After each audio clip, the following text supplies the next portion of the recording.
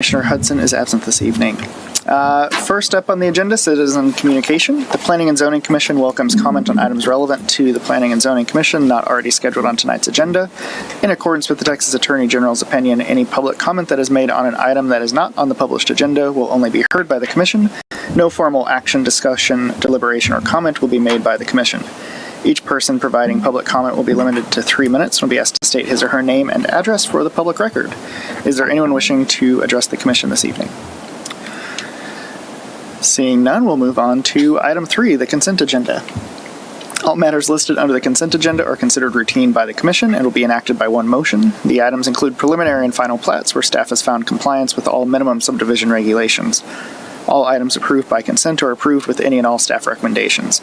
There will not be separate discussion of these items. If any commissioner desires to discuss an item on the consent agenda, it will be moved to the regular agenda for further consideration.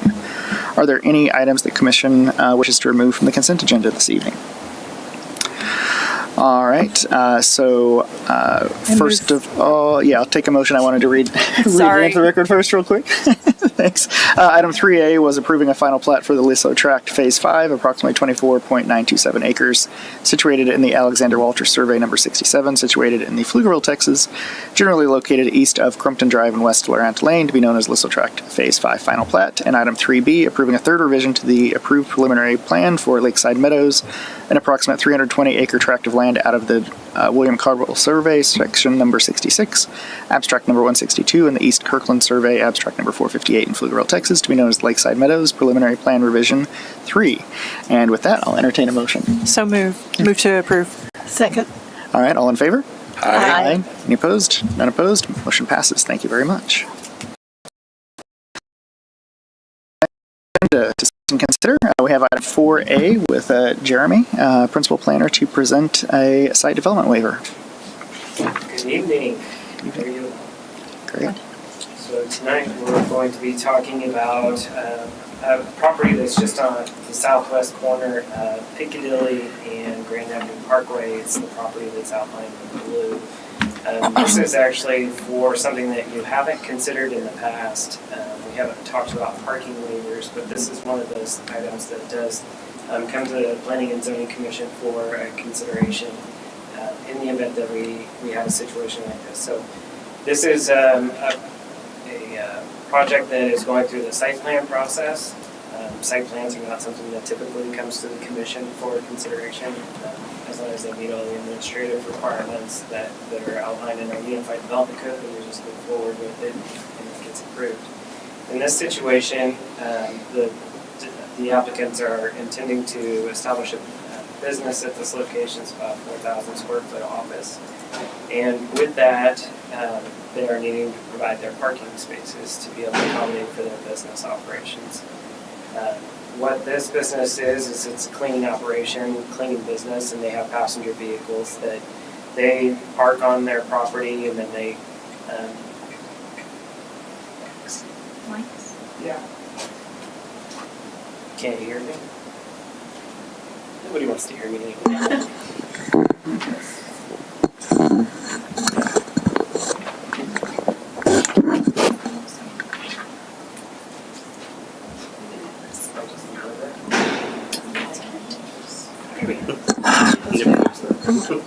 You good? Can you hear that? Okay. It's on. Okay.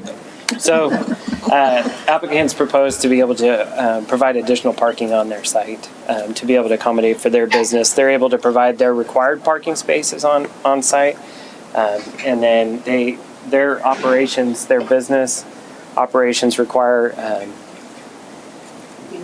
We're good? Yeah. Okay.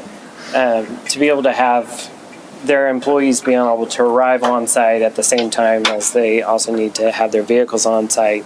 This is an opportunity to be able to make sure that everybody can come on site at one time without having to do the shuffle of vehicles. So they've proposed to add 99 total spaces to that site. There's a requirement inside of the code that if you go 10% more, then you have to provide additional landscape area.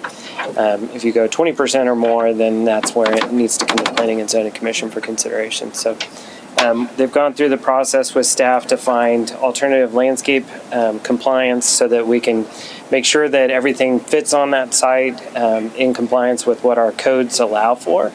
And they've offered that and are meeting that requirement based on the alternative landscape requirements. So there's a picture of their site, the proposed parking that are the overparked areas for their fleet vehicles is just to the left-hand portion of the screen. It's back behind the building.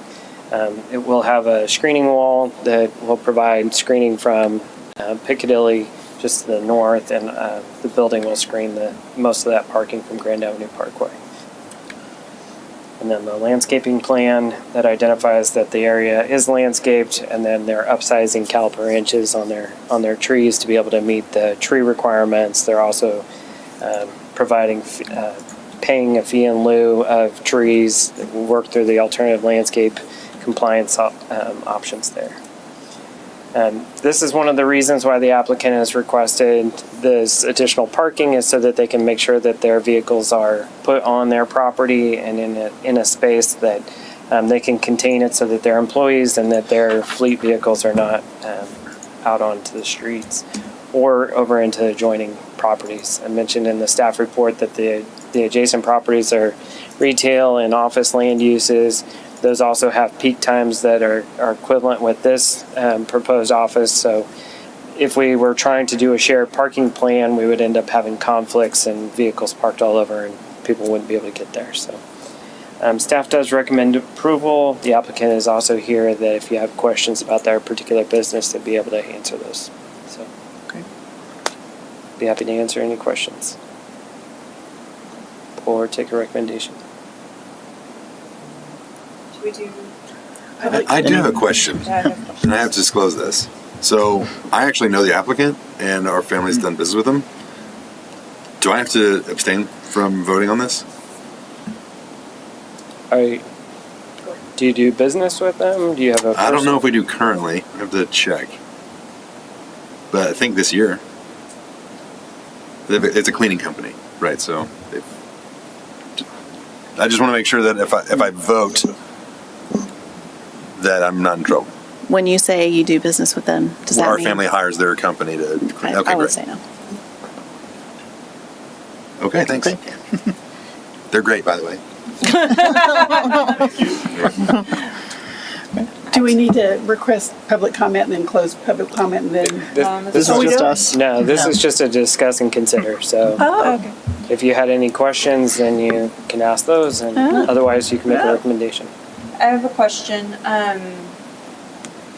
What's the difference with this plan versus out of the box with the normal parking on the impervious cover and the impact on flood, rainwater runoff and flood potential? So they have to account for all of the additional impervious cover. They have a detention pond that's planned, and they'll be able to contain all of that.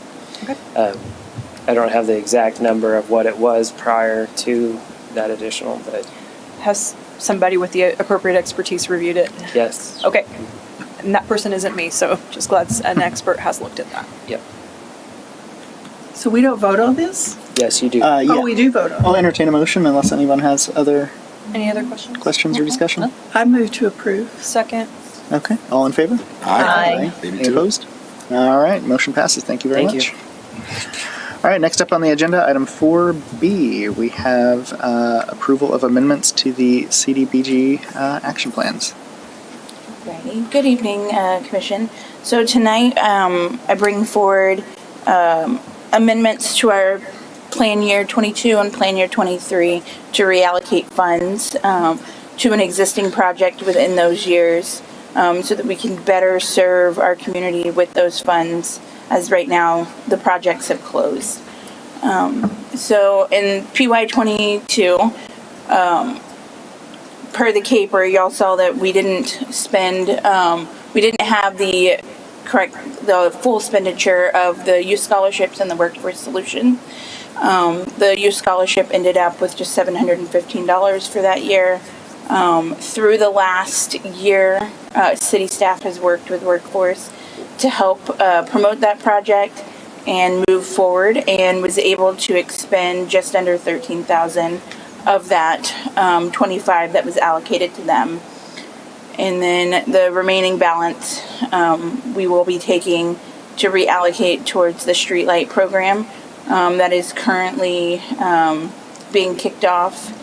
And should that project have overages, the reallocation will cover that. And then when that project is completed, the overages from that will roll into the Parkway Drive construction that is currently under design. And then for PY23 this year, y'all will see all of those numbers in the caper that will be coming forward in the next couple of meetings. But you can see that we managed to beef up the youth scholarship program, but didn't quite spend the full allotment for that, as well as the workforce solutions. We are still waiting on one more invoice for that, but we have managed to work through the obstacles that were in the way, and have managed to spend a little over $8,000 so far, with one more invoice coming in. We will be tonight proposing the reallocation of those remaining funds towards the design and construction of Parkway Drive over the next year to 18 months as we move forward with that. And so tonight we are asking for your recommendation of approval to City Council on these amendments. Previously, City Council has heard them through a public hearing in September. Public comment has now closed. City staff has not received any additional public comment on these proposed amendments at this time. And so we're just asking for a recommendation to City Council for the October 22nd meeting. And Parkway Drive, remind me, is in the 24 plan, or? So it was in the 23 plan as well as the 24 plan. Okay. The design was in the 23 plan. And the amount for the design came in over what we had allotted. We had previously planned to use city dollars to help cover that. With this reallocation, we can cover more of that with the grant funds and leave the general fund towards other projects within the city. Okay, thank you. I had a comment I think it's worth calling out that the street project is more in alignment with the federal purpose of these funds than the youth scholarship or the workforce solutions are. It's for people who weren't here the first time you presented, the CDBG grant program is intended to do usually housing or public works or public infrastructure projects, but because of the nature of Pflugerville being a truly integrated, awesome community to live in, where we all live side by side with our neighbors of various socioeconomic backgrounds, it makes it difficult because it needs to be a specific type of neighborhood with a certain percentage of people at a certain income threshold. Pflugerville isn't structured that way because we like each other. But so that you found a public works project that's eligible for this is a really, just kudos to you guys for maximizing federal dollars and finding a way to use federal dollars instead of local dollars for something that is both in alignment with what the feds want and what the city wants. That's really hard to do. So kudos. That's all. We will also take suggestions for the coming years. You're right. Emily, can I send you contacts at the state agency that handles CDBG for the rural area without breaking public record or Public Open Records Act? Mm-hmm. Okay, I'll do that. All right, So any we need other? a motion? Yeah. Motion to approve as drafted. Second. All right, all in favor? Aye. All opposed? None? Motion passes. Thank you very much, and we will adjourn the meeting at 7:15. Thanks, everybody. All right. Well timed. Thank Very good.